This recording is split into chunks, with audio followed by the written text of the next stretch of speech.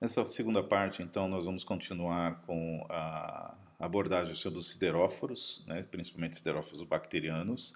Posteriormente, nós vamos até abordar os sideróforos humanos, mas nesse sentido eles têm importância, os bacterianos, como a gente viu, para aplicações na área farmacológica. E nós vamos abordar também a absorção de ferro 2 e ferro 3 em sistema de mamíferos, especificamente o humano, com atenção para os ligantes envolvidos, a ferritina, a transferrina e a lactoferrina. Então, na parte A, nós terminamos vendo sobre os siderófilos bacterianos, algumas estruturas, algumas aplicações, e vamos continuar. Então, aqui tem mais algumas moléculas produzidas por bactérias, a esquizoquinina, a quinena, a artrobactina, a fusarina.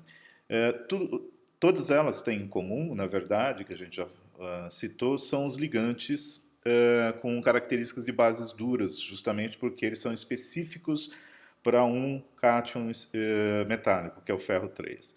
Então, é importante a gente relembrar que isso é encontrado na natureza com essas variações fantásticas, né, e com uma diversidade muito grande de conformação e de composição, utilizando a composição em comum das bases, né, que são as bases duras, especificamente essas bases com OH e carbonilo, e que no processo de evolução e seleção natural, né, foram sendo feitas variações por esses micro-organismos para conseguir uma eficiência maior. Na verdade, essa eficiência é baseada simplesmente na constante de estabilidade desse ligante com o ferro. Para você, num ambiente, por exemplo, de competição entre bactérias ou fungos que também produzem sideróforos, para que a sua constante estabilidade seja maior, para que nenhum outro ligante de outra bactéria, outro fungo, acabe deslocando o seu ligante, e com isso você não consegue absorver ferro e não se reproduz, e na verdade morre, certo? Uma que é importante, que a E. coli, né, utiliza, é a enterobactina, que nós já havíamos falado um pouquinho dela. Então, uma vista de cima dessa molécula é um ligante hexadentado, que quando ele tem uma conformação, quando ele não está ligado, os grupos, né, as bases duras são esses OHs aqui, que nós vamos ver depois que tem um nome específico, e que nessa conformação não ligado, esses grupos estão voltados para o lado de fora da molécula, né, ela forma esse tipo de gaiola, chapéu, que vai depois, na hora de fazer a ligação, esses anéis aqui, esses grupos aqui, vão rodar e vão fazer a coordenação com o ferro, certo? Então perceba, são estratégias que dependem sempre da capacidade de síntese e do ambiente onde essas bactérias proliferam. Então, uma artrobactina, ela não vai encontrar uma enterobactina, porque essas daqui são de dois meio ambientes diferentes, ok? Então, sempre vai refletir, no caso, o ambiente também onde essas bactérias sobrevivem, certo? Outra importante é da Pseudomonas aeruginosa, que é uma bactéria que causa infecção pulmonar e urinária. E é um problema hoje em dia em ambiente hospitalar. Tem vários casos de infecção hospitalar com cepas resistentes aos antibióticos lactâmicos tradicionais, que são causadas pela Pseudomonas, né? A pioverdina é o sideróforo, o ligante que a Pseudomonas usa para conseguir ferro no ambiente. Aqui sempre a mesma história, certos ligantes de grupos duros com oxigênio, coordenação, número de coordenação 6 e ferro 3. Então perceba que é complicado você pensar em você fazer a síntese orgânica de uma molécula dessa, certo? Por quê? Porque nós vimos que tem aplicação médica essas moléculas, mas você sempre vale mais a pena, ou nem consegue fazer a síntese devido à complexidade, de você extrair de sistemas biológicos. A pioverdina ela tem uma propriedade, quando você coloca ela sob luz fluorescente, né, UV, ela acaba fluorescendo, né, e com isso não precisa ser fluorescente, só a lâmpada UV, ou luz UV. Ela acaba fluorescendo. Então ela também pode ser usada como marcador em microbiologia e biologia molecular para ver se está tendo proliferação celular. Aqui é uma placa com cultura da Pseudomonas e você consegue ver justamente a presença das células, das colônias, se você puser sobre o V, devido à pioverdina que está sendo liberada para fazer a captura de ferro, certo?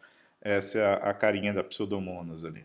A outra, que não tem nada a ver com esse ambiente, é a azotobactina, que é a Azotobacter vinelandi, que é uma bactéria fixadora de nitrogênio de solo, uma daquelas que nós vimos já atrás, envolvidas na conversão de nitrogênio gasoso em amônia para as plantas. E ela produz mais de 5 tipos de siderófilos, além da azotobactina. Então, uma bactéria, um fungo, ele não se limita somente a um, ele não aposta todas as possibilidades somente num tipo de ligante. De novo, perceba a complexidade desse ligante. São ligantes hexadentados que tem que ter uma mudança de conformação espacial, certo? Para poder se ligar no ferro e depois desligar, manter estabilidade no transporte, competindo com outras moléculas e assim por diante. Então, na verdade, no meio ambiente microbiológico, certo? Existe uma guerra, sempre uma corrida armamentista para ver quem é que tem a molécula ou o ligante mais estável. Você sempre precisa de ligantes baseados em bases duras. O que vai determinar a estabilidade é o restante, às vezes, da estrutura. É por isso que você vê essas variações. No caso nosso, também não foge a isso. Tá? Essa corrida armamentista, no caso do ser humano, ocorre contra o sideróforo humano. Essa daqui tem uma representação, essa daqui é uma enterobactina, de E. coli, e isso daqui é o nosso sideróforo, que é a transferrina, certo? Então, aqui no caso A, são essas etapas aqui que a gente vai ver do que acontece quando uma bactéria está em circulação. Essa daqui é uma proteína plasmática. A transferrina ela leva ferro do fígado ou do intestino, ou para a medula, ou para outros lugares do corpo que são necessários. Então, ela está em circulação, ela tem que prender o ferro. Então, é uma estrutura mais complexa ainda do que uma molécula orgânica. É uma metaloproteína, né? Você tem toda a parte proteica, e aqui você tem grupos M's ligados ao ferro. A gente vai falar mais dela em detalhes, mas são 2 ferros por transferrina. E o que acontece é, ela está transportando, se tem bactéria em circulação, essa bactéria libera a enterobactina para capturar o ferro que está preso na transferrina. E é aquela história, se ele consegue se aproximar e entrar lá, apesar de ele estar bem protegido estericamente, ele vai formar a constante estabilidade do ferro 2 com o ferro 3, né, ou o ferro 2, se ele converter, com a enterobactina, é muito maior. Então, ele faz o deslocamento da proteína e vai levar isso para a bactéria, especificamente a E. coli. Então, aqui no caso, forma esse complexo, certo? E como que o corpo reage? O sistema imune libera uma proteína chamada siderocalina. Ao invés de ficar tentando competir por uma constante de estabilidade com o ligante, o que o corpo faz é liberar uma molécula, que é uma proteína também, que ela captura o complexo inteiro de enterobactina ferro 3. Então, ao invés de ela tentar deslocar o ferro e capturar como foi feito aqui, né, ela captura o sistema inteiro. Aqui tem uma ilustração dela sem a enterobactina e aqui a cavidade onde ela se liga à enterobactina. Isso daqui é um cristal da proteína, então isolou a proteína, cristalizou, você vê que ele é transparente, e quando ele está com a enterobactina, ele fica vermelho justamente pela presença de ferro dentro da estrutura. Então essa é a estratégia dos mamíferos, especificamente a nossa também, né, do ser humano. A diferença entre as transferrinas dos mamíferos são pequenas, mas basicamente o mecanismo é o mesmo. Então, ao invés de tentar competir, a evolução preferiu capturar a molécula inteira, e depois isso daqui pode ser assimilado, né, por macrófagos ou por transportar de novo para um tecido onde você pode desmontar esse complexo aqui. A ideia é, não pode chegar para a bactéria de volta. Mas a bactéria, como eu disse, é uma corrida armamentista, ela não fica parada. O que ela fez? Existe a salmoquelina, que é da salmonela também, ou a própria E. coli pode produzir, que é uma modificação da enterobactina. Então perceba aqui que os ligantes foram mantidos, certo? Os OHs aqui desse grupo, com o anel, E o que ele fez foi rodar esse anel. Então os ligantes estavam para cá, ele rodou para cá. Perceba que essa carbonila veio aqui para baixo, o NH continua aqui. Então ele rodou e no lugar aqui de um hidrogênio, ele colocou esse outro grupo cíclico com um anel com éter aqui. Isso aconteceu nesses dois pontos, principalmente. Com isso, o que ela consegue é ter uma constante de estabilidade maior do que a enterobactina. Então, ela não vai tirar toda a enterobactina, ela não vai competir com a siderofilina, certo? O que ela vai competir é com a própria enterobactina que existia e vai roubar o ferro daqui e levar embora, enquanto que a siderofilina continua com as enterobactinas lá presas, se for o caso, certo? Se na hora de desmontar ela também não perde a ligação. De qualquer modo, é essa corrida armamentista. Então, quando você tem no processo de seleção natural essas mutações que levam a essas modificações, ele tem a vantagem evolutiva. E ele tem uma vantagem muito maior que o ser humano, por quê? Porque se você pensar que uma bactéria do tipo Salmonella ou E. coli se reproduz a cada 20 minutos, então a taxa de mutação pode ser autossuficiente para ele poder ter, né, esse tipo de vantagem, enquanto que a nossa leva pelo menos 25 anos. Então faça as contas, quantos 20 minutos tem em 25 anos, e aí você vai ter ideia quantas bactérias já tentaram se adaptar num período de reprodução humana. Mas enfim, essa que é a ideia de que a seleção natural, né, ou a competição e a seleção natural vão estimular essas estruturas a ser modificadas para poder ter uma constante estabilidade maior. Então, e a estratégia também é interessante, ele não vai enfrentar diretamente a siderofilina, ele vai tentar roubar daquela enterobactina que existia, fazendo um complexo com constante de estabilidade maior. Pode-se aproveitar ao invés, né, de você tentar combater com o ligante, você pode combater esses micro-organismos trocando o metal. Então, existe a possibilidade, né, de você substituir, ao invés de você construir antibióticos à base de ligantes, que seria o caso, como a gente viu lá para os ionóforos, aqui o que nós podemos fazer é inundar, né, ou deixar em maior concentração no lugar da infecção, lá que seja, uma concentração grande de íons gálio 3+. E isso daqui tem a ver com a semelhança que o gálio 3+ tem, quimicamente falando, do ferro 3+. É semelhante, mas não é igual, obviamente.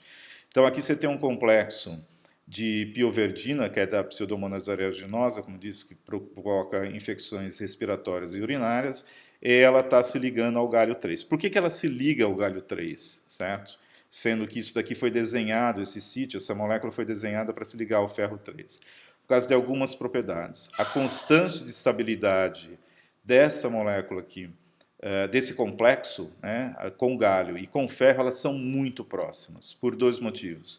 Primeiro que os raios iônicos são próximos, o do gálio com a configuração D10 é 0,620 angstroms, e do ferro 3+, é um D5 com 0,645 angstroms. Então, perceba que a diferença aqui é basicamente de 0,2 angstroms. Então, é muito próximo. Por um ligante hexadentado que não é macrocíclico, ele consegue se ligar e não percebe muito a diferença. Outra característica em comum é que as configurações D10 e D5, né, como a gente já viu numa aula passada, a energia de estabilização do campo cristalino é zero para ambas as configurações. Então, esses dois parâmetros, né, eles não dão vantagem para nenhum dos dois íons, mas eles deixam esses íons igualados em termos de... para a molécula, né, no caso desse ligante, ela não vê diferença entre o ferro 3 e o gálio 3. Então, por esses parâmetros de seleção serem muito próximos, tanto a molécula quanto o metabolismo da bactéria que está responsável pela absorção do ferro 3+, não vai distinguir quimicamente o gálio 3 do ferro 3. Então ele captura achando que é ferro 3, tem estabilidade suficiente para trazer, traz para dentro, a hora que for passar pela membrana, o receptor vai reconhecer como sendo o complexo com ferro 3, só que a hora que ela coloca para trabalhar na fisiologia da bactéria, o gálio 3 não tem a mesma propriedade, por exemplo, o galho 3 não se liga com o oxigênio molecular. Então, se ela vai precisar, uma bactéria aeróbica, como a gente sabe, a Pseudomonas, ela vai precisar do ferro 3 para fazer ATP e por conta disso, né, para se ligar no oxigênio. Por conta disso, se ela não tem o ferro 3, o oxigênio não se liga, ela não produz ATP e leva à morte celular. A parte interessante, né, foi feito já um trabalho em 2014, está aqui o artigo, onde eles estudaram o efeito antibiótico do galho 3 comparado com os antibióticos convencionais em moléculas orgânicas, por infecções nessas bactérias. Então, eles aplicaram doses tanto de galho 3 e antibiótico tradicional, isso em placas de Petri, certo? Mas em vivo também foi reproduzido esse resultado no artigo. Então eles perceberam o seguinte: ao longo dos 12 primeiros dias, que é o tempo normal de tratamento com antibiótico, ambos os sistemas, só com galho e só com o antibiótico, inibiram o crescimento. Depois terminou o prazo de dar do medicamento agir, certo? O galho continuou lá. O que aconteceu? Naquelas placas, naqueles sistemas, né, onde as populações foram expostas a antibióticos, populações de bactérias, a bactéria começou a aumentar, as colônias começaram a crescer. Por quê? Porque durante esses 2 dias, né, você matou bactérias que não eram resistentes ao antibiótico e deixou aquelas que tinham resistência em baixa população, mas assim que você parou de aplicar o antibiótico, ela começou a se reproduzir. Então ela não foi morta pelo antibiótico. Já naquelas culturas que estavam com galho, esse aumento não existiu. Então, o galho, depois de terminado o tratamento, não houve mais proliferação. Então, não é uma questão residual, é que ele matou todas elas.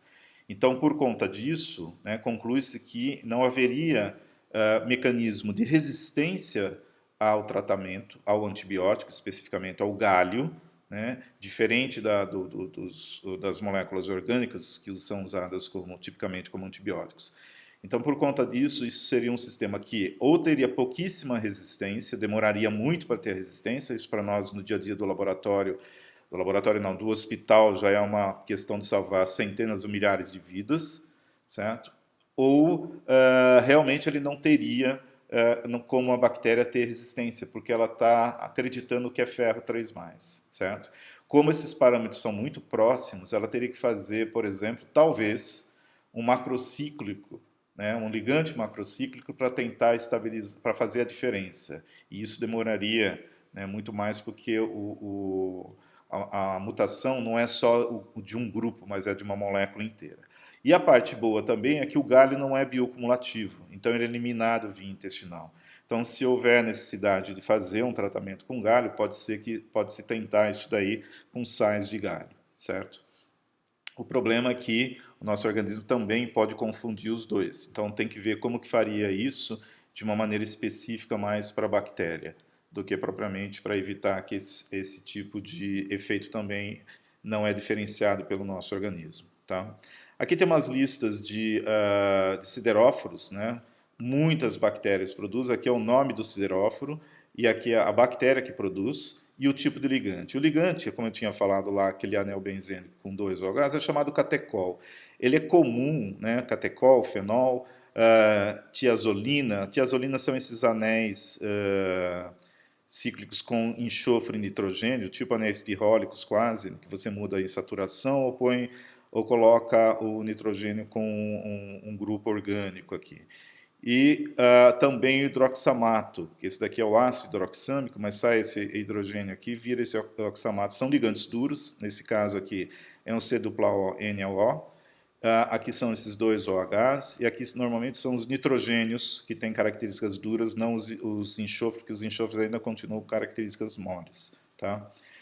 Então, Escherichia coli, salmonella, que são patogênicos, o vibrião da cólera também tem, tá? Vibrio-bactina, Azotobacter vinelandi, que eu falei lá, fixadora de nitrogênio, várias pseudomonas. Então você vai ver às vezes que existem os siderófilos com nomes, pseudobactina, pseudobactina A e assim por diante, né? Por quê? Porque só trocou um grupo e aí tem uma diferença de estabilidade. Aqui o exemplo das micobactinas, que eu havia falado, de P, A, F, H, M, R, S, T. Cada um desses Mycobacterium aqui, eles produzem, Mycobacteriums, né? Eles produzem um tipo diferente com grupos diferentes que nós já discutimos na última parte, na aula anterior, na parte anterior da aula. Aqui também esses Micromonospora, Streptomyces e Actomyces, eu falei do Streptomyces, que a desferrioxamina B é justamente produzida por Streptomyces e que é utilizada como um quelante para o tratamento de anemia falciforme ou talassemia. São aqueles quelantes de ferro. Esse daqui foi o de primeira geração, a desferrioxamina B, que a gente viu na aula de hemoglobinopatias, que é um sideróforo, na verdade, tá? Por isso que ele pode ser utilizado também no sistema humano. Nele não interessa se você está num meio ambiente onde a estabilidade, a temperatura, pode ser maior do que a temperatura onde vive o Streptomyces.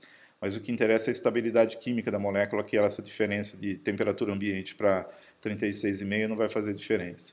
E os grupos aqui predominantes são o hidroxamato, que é esses dois oxigênios aqui, ligantes duros, né? Fungos também produzem, como eu disse, certo? Aqui o tipo de fungo é uma coleção inteira. Praticamente todos os fungos, pouquíssimos são fungos e bactérias que não produzem, que não precisam de ferro. São aqueles mais extremófilos, que não estão, às vezes, não são aeróbios. Então, basicamente, você tem uma riqueza muito grande dessas moléculas e bilhões de anos para que elas tenham sido preparadas e ainda estão sob pressão evolutiva, certo? É importante perceber o seguinte, que a estabilidade da ligação entre esse íon metálico ligante, ele vai ser grande, né, para cátions com alta densidade, duros. Por quê? Porque os ligantes são duros. Então isso é uma coisa que a gente vem falando já, mas só para insistir um pouquinho. Então existe a tendência geral desses complexos com cátion 3+, o ferro 3, eles são menos lábeis cineticamente do que aqueles com cátion 2+. Então, significa que eles são trocados mais lentamente, né, do que com cátion 2+, porque o 3+ tem maior dureza, leva a uma constante de estabilidade maior, fica mais estável na ligação. Então, essa labilidade, ela é menos lábil, mas tem. Mas a labilidade, principalmente devido aos cátions 2+, é devido à distorção geométrica causadas por vibrações moleculares de ligantes hexadentados, não macrocíclicos. Então, quando você liga, tem o ligante, como eles estão ligados em ramos diferentes da molécula, a estabilidade local às vezes não é tão grande e a ligação, essa vibração ou deformação dessa molécula gigante, como nós vimos, certo? Pode levar a uma distorção geométrica momentânea que facilita a ruptura da ligação. Então, vai depender da geometria molecular dos ligantes. Quanto maior ou mais distorcida a possibilidade de distorção, mais provável que tenha esse problema das distorções no lugar da ligação, e pelas diferenças de raios, né? O 2+ tem um raio maior que o 3+, e isso também vai facilitar com que essa distorção tenha um efeito maior sobre 2+ do que o 3+. Outro parâmetro é a energia de estabilização de campo cristalino.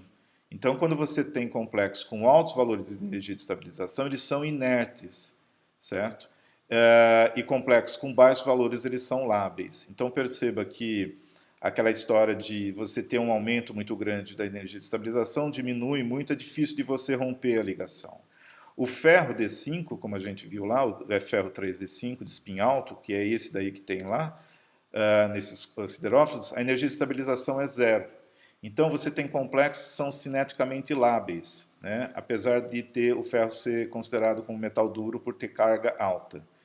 E essa labilidade pode aumentar se o ligante formar um complexo distorcido, que é o caso dos quelatos de ferro 3, como a gente falou aqui em cima. Por quê? O que distorcido tem a ver com isso?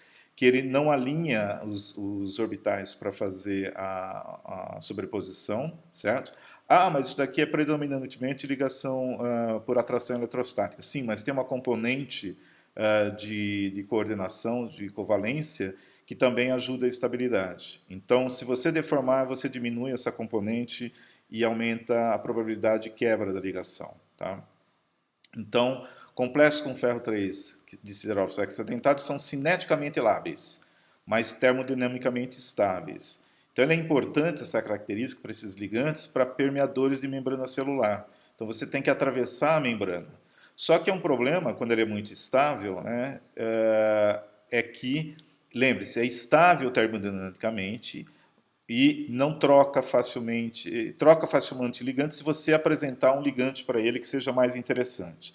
Só que, como a molécula já investe tanto para você fazer um ligante que seja tão estável do lado de fora, certo?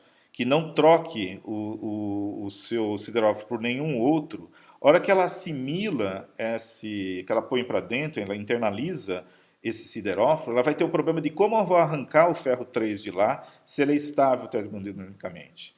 Se eu conseguir apresentar para ele um outro ligante que seja mais estável, ele troca rápido, isso significa ser cineticamente lábil. Só que aí, perceba, ela teria que ter dois tipos de moléculas, como siderófilos. Um que ela põe para fora, deixa na membrana exposta para pegar o ferro, e outro interno que seja mais estável. Aí ela vai ter o problema de novo, de como que eu vou tirar o ferro desse outro ligante, certo? Então, um dos problemas que o micro-organismo enfrenta é como que ele desliga o ferro, como ele quebra a ligação, como ele torna ele instável a ligação. O que ele faz? Ele converte o ferro 3 para ferro 2, certo? O raio iônico maior, aí a energia de estabilização vai ser diferente, e aí ele fica mais lábil e menos estável termodinamicamente do que o ferro 3. Aí o micro-organismo vai remover o ferro do siderófilo para poder ser incorporado ao metabolismo. Porém, isso depende de enzimas que consigam fazer essa redução. Então, isso é um custo evolutivo, né, para você colocar para fora uma molécula para competir naquele ambiente que tem uma quantidade de siderófilos diferentes e grandes de outros micro-organismos, você tem que prender bem o ferro. Só que a hora que traz para dentro, você tem o problema de como tirar ele de lá. Então, a maneira como os micro-organismos encontraram foi fazer o processo de redução. Lembre-se, isso daqui é ferro 3, ele está ligado, ele é metal duro, está ligado a ligantes duros. Aí ele passa a ser convertido a ferro 2, que é um ligante intermediário.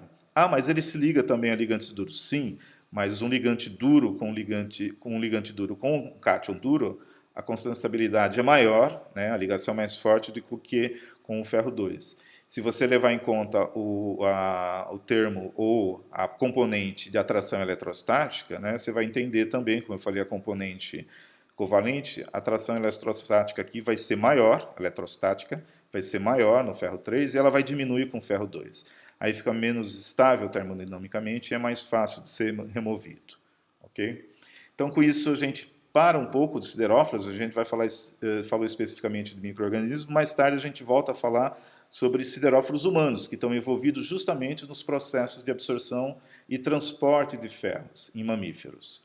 Então, em mamíferos, como a gente falou, você vai ter os estados de oxidação típicos em sistemas biológicos de ferro, é ferro 2 e ferro 3, é o ferroso e o férrico. Tá? Então, nos vertebrados, ferro 2 e ferro 3, você vai encontrar para ser essencial na síntese da hemoglobina, mioglobina, transporte de elétrons na cadeia respiratória. Então, você tem enzimas ou complexos enzimáticos, né, moléculas metaloproteínas no sistema da cadeia respiratória que são responsáveis pelo transporte de elétrons, por exemplo, a ferrodoxina, e ela assimila o ferro e ela está presa dentro de uma estrutura proteica que tem as cisteínas com os enxofres, né? A gente vai falar dela mais para frente, mas para levar elétron de um componente para o outro na cadeia de síntese da ATP, da cadeia de respiratória, na verdade, é feito aqui dentro dessa estrutura. E a própria síntese do ATP, quando você precisa, né, do oxigênio lá para você remover os prótons decorrentes da síntese de ATP, é uma estrutura como essa, é um grupo M na citocromo C oxidase que prende o oxigênio. Nós vamos isso mais para frente também. Tem outros dois sistemas aqui com cobre, que é necessário cobre também para poder sofrer oxidação e redução. Então, a produção de ATP depende diretamente também de íons ferros, não somente os sistemas de transporte de gases, como a gente viu. Em condições fisiológicas normais, um humano do gênero feminino tem em torno de 40 miligramas de ferro por quilo de massa corpórea, e enquanto um do gênero masculino tem em torno de 50, pela diferença de massa muscular, basicamente, certo? 67% desses íons ferro, dos ferros 2 e ferro 3, eles estão na hemoglobina, que dá em torno de 2,6 gramas. Isso daqui para um adulto, mais ou menos 70 quilos. 27% está em reservas, está estocado, tá? Uma proteína chamada hemosiderina e ferritina, que fica no fígado ou na medula óssea, dá em torno de 1 grama, uma pessoa em torno de 70 quilos. 5,5%, que é pouco comparado com a hemoglobina, está nos armazenadores de oxigênio, né? Na mioglobina especificamente, no tecido muscular, ou na transferrina, que na verdade é nosso sideróforo, é responsável pelo transporte de ferro entre os sistemas. E enzimas dependentes de ferro, como eu falei, o grupo das citocromos oxidases, ferrodoxinas e assim por diante. E ferro plasmático, chamado ferro sérico, nós temos em torno de 3 miligramas, ou 0,08%. Lembra que isso daqui é importante ter em baixa concentração para evitar que seja capturado pelos siderófilos bacterianos. Por isso que tem uma quantidade muito pequena, sempre tem um pouco. Essa massa total aqui, se somar tudo isso, está em torno de 4 gramas, que é equivalente a um prego de 4 milímetros por 50 milímetros, 5 centímetros de comprimento, certo? Então, essa é a quantidade total de ferro que você tem basicamente no corpo, somando todos os lugares onde você vai encontrar eles, tá? A absorção, ela obviamente, ela tem dependência da fonte primária de ferro que a gente ingere. Tem 2 processos de absorção que são importantes em mamíferos. Então, qual que é a origem primária dos íons ferros? Nós temos 2 origens primárias. Aquelas umas do ferro M e aquelas de ferro não M. A do ferro M, que é a mais importante, né? Ou seja, aquela de origem de carne, ela vem diretamente do alimento dos animais, que é a grama. Então, grama é uma coisa que às vezes é subestimada, mas, por exemplo, 2 tipos de gramas mais comuns aqui utilizados para pasto, a chamada grama esmeralda, ela produz 35 quilos de ferro por hectare, certo? A Santo Agostinho um pouco menos, mas são as 2 mais utilizadas. 2 quilos de manganês, 700 gramas de zinco, 200 gramas de cobre e meio quilo de boro. Isso tudo na grama, em 1 hectare de grama. Então, se você pensar que o gado consome realmente muito disso, você vê de onde vem todo o ferro lá. É esse ferro que vai ser convertido em ferro M, e é ferro M especificamente das mioglobinas do músculo, né? O que se come normalmente é músculo, fígado e algum resto de sangue que ainda permaneça na carne. Então, são 2 fontes plantas e animais. Essa daqui, né, ela vem como ferro livre, ela não vem como ferro M, mas os animais convertem ela em ferro M, que é mais importante para nós. A absorção já vai começar, o processo, né, vai começar no estômago, mas ele se dá principalmente no duodeno, que é onde estão os enterócitos, que são as células que têm os receptores para absorção de ferro. Tá? Então, é no intestino delgado, no jejum e no duodeno, principalmente. Então, logo depois. No estômago, há enzimas já que fazem a conversão de ferro 3 para ferro 2 para facilitar a absorção do ferro livre. Tá? Então, o ferro livre ele tem que ser convertido ferro 3 para ferro 2. O que eu falo do ferro livre? É aquele que não está no grupo M, aquele que não veio da hemoglobina do animal, ou da mioglobina do animal, que esse é o ferro mais fácil e mais importante. Tá? Outros íons metálicos são absorvidos ao longo do trato gastrointestinal. Por exemplo, a B12, que tem o cobalto, né? Não é o íon propriamente dito, mas ela é absorvida também mais à frente no intestino. Os sódios também são lá mais à frente e assim por diante, lá no íleo. Né? E o cólon também tem absorção de potássio, cloreto e sódio, mas a gente vai focar no ferro. Então, essa absorção ela começa, né, nos enterócitos, como eu falei. Numa dieta normal, você tem em média 14 miligramas de ferro disponível por dia. E você absorve de 1 a 2 miligramas, ou seja, de 5 a 10%. Então já é uma quantidade baixa se você comer uma quantidade baixa, certo? Eu estou direcionando para esse lado para explicar às vezes também o porquê que as pessoas acabam tendo deficiência de ferro na alimentação de acordo com culturas de dietas diferentes, tá? Dieta que não estou falando aqui dieta de emagrecimento, falando o tipo de comida que ela escolhe comer. Então é importante ser atento a isso, principalmente durante o período de desenvolvimento, né, de crescimento, de maturação das células no organismo. Então ela vai acontecer nas células epiteliais do intestino, que tem um esquema de uma célula epitelial, chamada enterócito, particularmente do duodeno e do jejum, certo? Nessas células você tem uma entrada para ferro M, então o ferro M, que é esse daqui preso, derivado das hemoglobinas e mioglobinas, ou dos citocromos do animal, ele é absorvido por um canal específico, tem uma entrada VIP para ele, é muito rápida a absorção dele, que é o HCP1 aqui. HCP1 do inglês M-Carrier Protein 1, ou proteína carreadora de grupo M número 1, certo? Então, hora que ele entra aqui, dentro do enterócito você tem uma enzima, a M-oxigenase, que ela vai degradar o grupo M em biliverdina e vai liberar o ferro, o ferro 2 aqui para dentro. Então ele entra como ferro 2 e fica como ferro 2.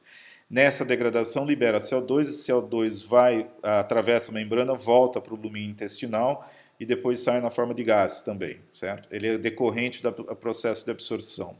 Então é por isso, às vezes, que você comer muita carne, muito grupo M, você acaba tendo gera muito gases intestinais, também decorrentes do CO2. Tá? Então, produziu esse ferro 2+. O ferro não M, ele demora mais para absorver, ele tem competição para ser absorvido, certo? Porque tem outros ligantes que querem pegar ele, esse daqui não. O ferro é um ligante macrocíclico, o M, e super estável, ninguém rouba dele, nem bactéria, basicamente, ele entra. Essa daqui está disponível para bactéria, essa espécie. Então, antes de ser, ele tem que ser reduzido. Ele não entra como ferro 3, certo? Isso pode ser capturado por sideróforos. Esse daqui não, porque é pouco estável. Então, tem uma enzima chamada ferroredutase, que ela na verdade, é um citocromo, certo? Também é o DCYTB, citocromo duodenal B, que eles falam. E esse ferro 3 aqui é aquele típico, né, que não foi reduzido no estômago, então não tem como entrar antes, e de origem vegetal. Eles podem ser quelados pelos ligantes orgânicos, decorrentes não só de bactérias, mas presentes também nos vegetais. Por exemplo, ácidos ascórbicos, aminoácidos, carboidratos, polifenóis, principalmente, que tem ligantes duros, todo mundo aqui tem ligante duro e vai prender o ferro 3. Se ele estiver preso aqui, essa ferroredutase não consegue arrancar dele, ele não entra, certo? Então, resumidamente, você tem uma dieta baseada em vegetais e falar que vegetal tem muito ferro, pode ter, mas você não consegue absorver pela competição com outros ligantes. Então, ela é reduzida a ferro 2, tá? pelo YTB. Posteriormente, esse ferro 2 vai ser conduzido por um canal de transporte de íons chamado DMT1, ou transportador de metais divalentes 1. Então aqui entra ferro 2, magnésio 2, cálcio 2, pode passar tudo por aqui, certo? Lá dentro, aí vai decidir se ela vai precisar ser levada direto para os sistemas que está precisando de ferro, ou se ela vai passar um tempo estocada aqui dentro na forma de ferritina, ok? Que a gente já vai ver já isso daí. Então, se ele não for transferido diretamente para a circulação, ele é armazenado na ferritina no interior dos enterócitos e, posteriormente, ele vai ser incorporado na ferritina plasmática também, que é uma ferritina que pode estar em circulação, mas basicamente a maioria delas está ou nos enterócitos ou no fígado. A ferritina é uma proteína globular, então essa aqui é a estrutura dela, a representação. Ela tem em torno de 9 nanômetros de diâmetro e ela tem uma cavidade esférica de diâmetro que é metade do diâmetro total dela, 4,5 nanômetros, certo? Ela é encontrada no fígado, no baço e na medula óssea, lugares onde precisa de íons ferros. Então ela serve como armário, estoque de íons ferros lá, que seja para levar e estocar para a produção, ou quando, por exemplo, na medula, que as hemácias vão ser recicladas, o ferro também vai ser reciclado, enquanto ele não é utilizado, ele é guardado na ferritina. Fígado e baço também são depósitos de ferro no corpo. Então, e células também, como nos enterócitos, envolvidas na absorção. E baixa concentração no plasma sanguíneo, porque não é tão estável, né, e pode ser roubado, os siderófilos bacterianos podem roubar. Ela tem 24 cadeias de polipeptídeos, né? Tem esse formato esférico com um núcleo oco, e ela pode armazenar 4.500 íons ferros, ou seja, em torno de 25% total dos íons presentes no corpo. Tá? O ferro 2, para ser armazenado aqui, ele vai ser oxidado a ferro 3, porque ele vai formar um outro composto, né? Tem uma enzima chamada ferro 2 oxigênio oxorredutase dentro do seu enterócito, e vai formar um complexo oxo-hidroxofosfato de ferro, que são esses dois aqui. Então, são complexos, esse é o ânion e esse é o cátion. Então, perceba que cada um desses está rodeado por 8 desses aqui. e que são armazenados nessa cavidade da proteína. Então aqui dentro forma esses complexos, a proteína está dentro do seu enterócito, certo? Esses complexos, o mais próximo que se conhece fora do corpo é um mineral chamado ferridrita, que tem uma estrutura cristalina de composição semelhante, que você vê às vezes quando você viaja aqui pelas estradas de São Paulo, de Minas, que alguns morros estão erodidos e você vê uma rocha meia dessa cor, né, ócreas, amarelada às vezes, lá pode ter ferridrita, que é o mesmo tipo de mineral que se usa a estocar ferro dentro do teu intestino e dos teus órgãos, tá? Então, aqui nessa estrutura, os ferros aqui são em cor marrom e os oxigênios vermelhos. E tem uma diferença de composição. Lembra que com o grupo fosfato circulam aqueles com os oxidróxidos circulam aqueles com fosfato, né? Circulam os oxidróxidos lá. Então, o ferro 3, cada um é coordenado por 6 oxigênios no núcleo da ferritina, certo? E o mineral possui aproximadamente 10% dos ferros coordenados a 5 oxigênios do grupo PO4-. Lembre-se, esse PO4 aqui, todos eles são ligantes duros, apesar de ser ferro 2 que entra, tem que ser convertido a ferro 3 para manter a estabilidade aqui. Por isso, porque os ligantes são ligantes duros. Então, a maioria desses grupos fosfatos que estão coordenados ao ferro, eles ficam do lado de fora da estrutura. Do lado de fora, não da estrutura da proteína, mas do lado de fora da estrutura cristalina do mineral. Por quê? Porque é eles que fazem, né, a interface entre a estrutura cristalina e a cadeia polipeptídica. Nesse sentido, né, você forma isso daí, é bastante estável, mas você precisa liberar quando é necessário, quando o organismo está dependente, ou para transportar, para estocar no fígado, principalmente, que aqui o seu intestino não é o melhor lugar para ficar estocando, certo? Então, o ferro 3, para ser liberado, ele precisa ser dissolvido. Então, vai de novo, né, a matriz cristalina precisa dissolver isso daqui. Ele vai ser, de novo, pela mesma enzima, ser convertido de ferro 3 para ferro 2, a ferro 2 oxigênio oxidorredutase. E aí, o ferro 2 é coordenado por moléculas de água, que são bases duras. Mas lembre-se, ferro 2 é intermediário. E por que você quer que não seja tão estável a ligação quanto ferro 3, como é normalmente? Porque a água só vai levar ele para a próxima etapa, que seria aqui na ferriportina, que a gente não vai ver nessa aula, mas para poder liberar, a hora que chega aqui, do jeito que nós vimos quando o sódio ou o potássio chega no canal deles, ele tem que se livrar da camada de solvatação, dos complexos aquocomplexos, para poder interagir com a proteína. Então é por isso que a ligação não pode ser tão forte e ele passa para metal com características intermediárias. Ok? E aí o processo de atração leva à formação desse complexo, né? E é nessa forma que ele vai ser liberado da ferritina e depois vai sair do enterócito para ser transportado. Isso vai ser tema da próxima aula. A ferritina é importante porque se você mede o nível plasmático dela, você pode fazer ela como diagnóstico, tanto da quantidade de ferro no organismo, quanto se está havendo algum processo inflamatório, decorrente de vários tipos de patologias, tá? Então, ela reflete diretamente o nível de ferro estocado no organismo e ela pode ser usada como um diferencial diagnóstico de anemia ferropriva, ou seja, que está faltando ferro, ou excesso de ferro sistêmico. Então, ela avalia o estado férrico. Mas a variação dela, pela demanda de ferro no organismo, certo? Ela também indica processos inflamatórios. Então, a elevação da ferritina, ela propriamente dita, a ferritina, faz parte do grupo das proteínas de fase aguda, certo? Fase aguda significa um processo muito intenso, momentâneo.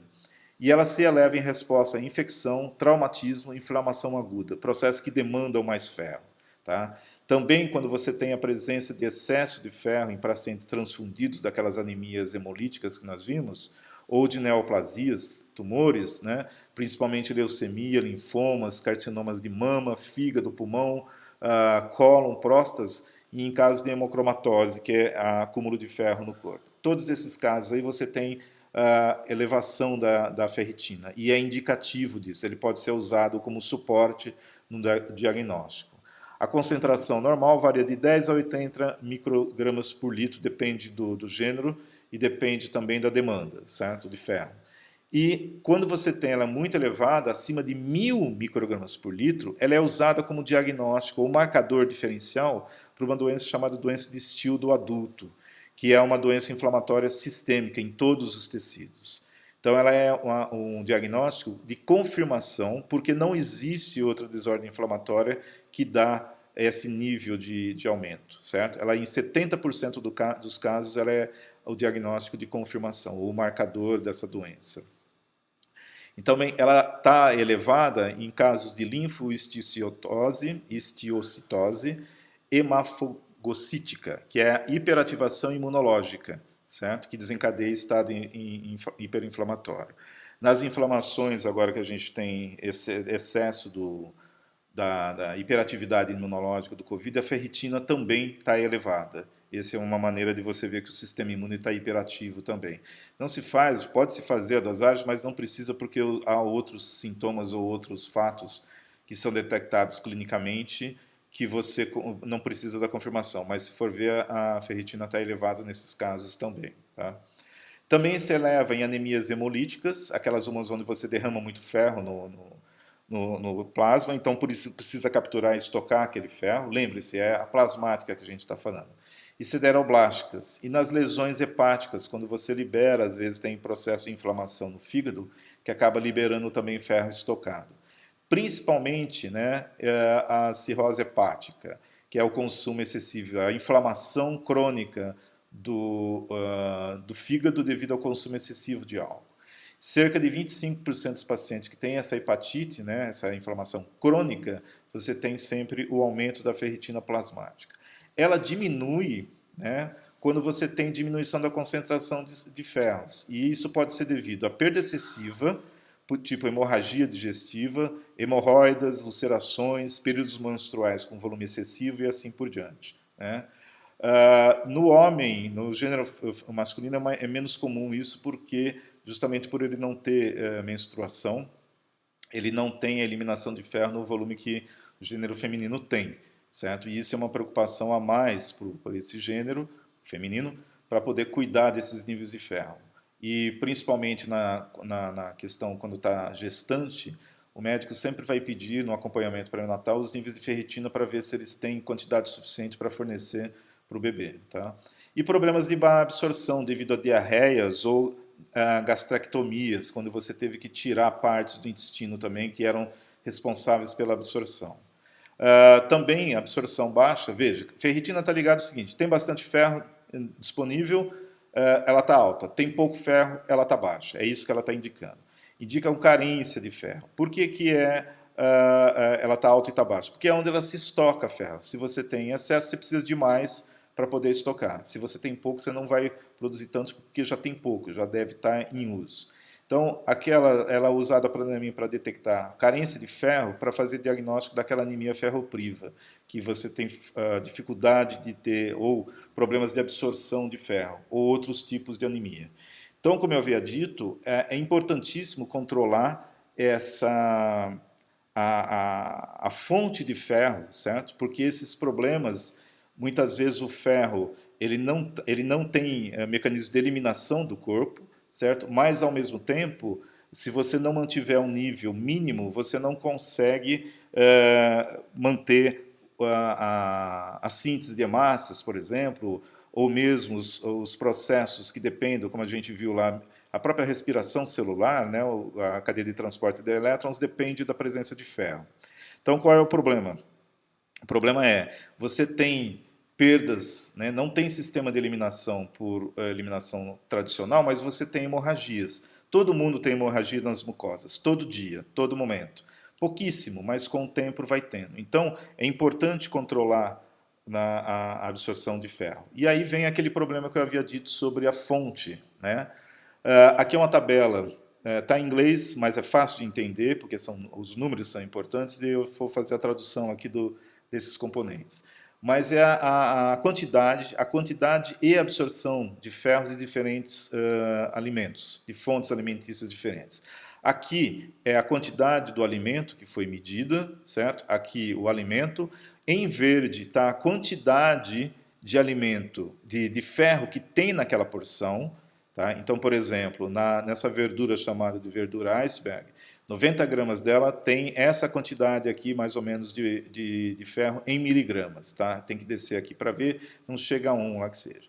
Em amarelo é quanto dessa quantidade aqui. Então, por exemplo, em frango, frango assado, né, você tem em torno aqui de 1,5, 1,8 miligramas de ferro em 90 gramas da porção. E você tem somente 18% disso daí é absorvido.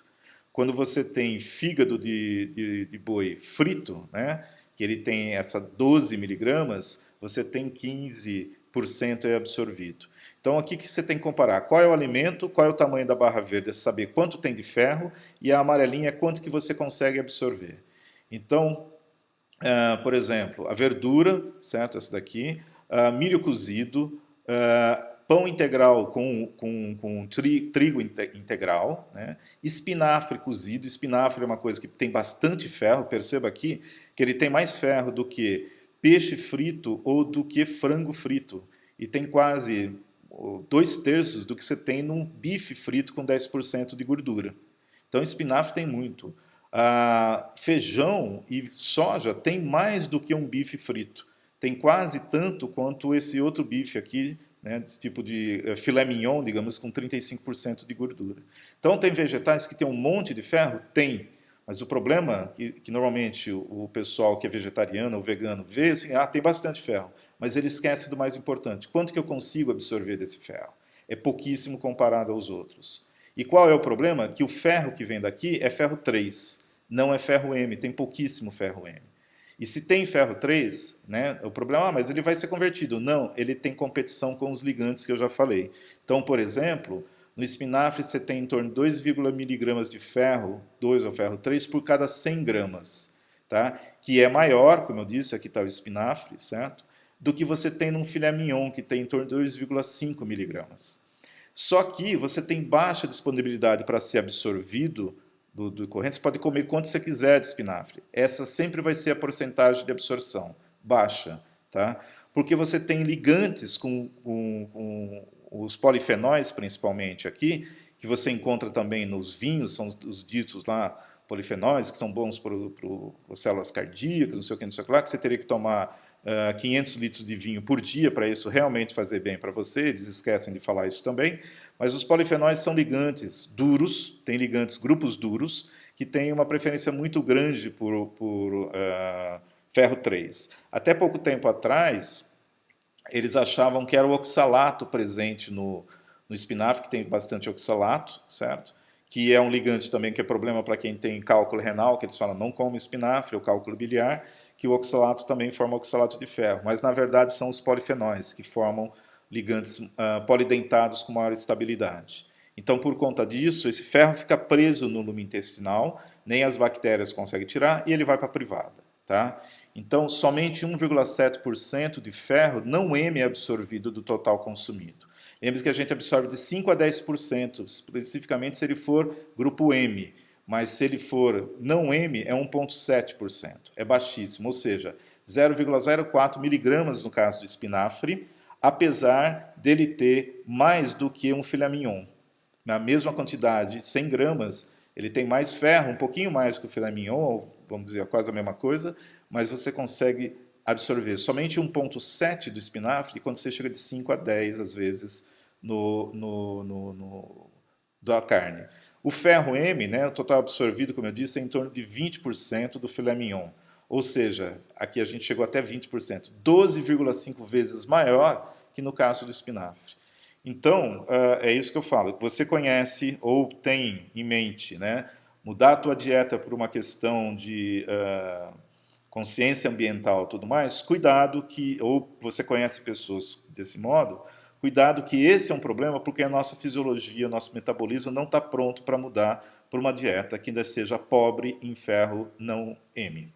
Tá legal? Que seja rica, aliás, em ferro não M e pobre em ferro M. Tá?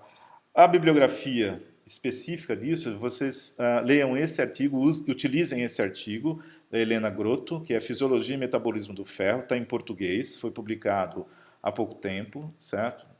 11 anos, mas é pouco tempo. Ele está disponível aqui e vai ser enviado também depois junto com o material da aula. E no capítulo 3, nas páginas de 30 a 33, lá também daquele livro que a gente viu de Fundamentos da Hematologia, de Hofbrand, tem alguma coisa sobre absorção, mas é o artigo que está mais detalhado e que tem as informações mais importantes. A parte de química de coordenação é vocês utilizarem o material que vocês já têm, certo? Essa bibliografia aqui é específica para a parte bioquímica e de fisiologia. Não tem nesses artigos aqui a discussão dos ligantes, da natureza dos ligantes, etc. Então é só um material mais de suporte, tá legal? Então utilize o material que você já tem lá se tiver dúvidas sobre constantes de estabilidade, dureza, moleza e assim por diante, para poder fazer a consulta. E é isso, a gente se vê na próxima aula.